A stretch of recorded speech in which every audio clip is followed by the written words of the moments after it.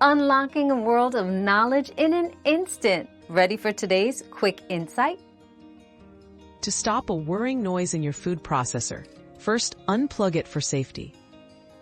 Check for stuck ingredients between the blade and bowl. Then remove and clean both parts thoroughly. Reassemble carefully.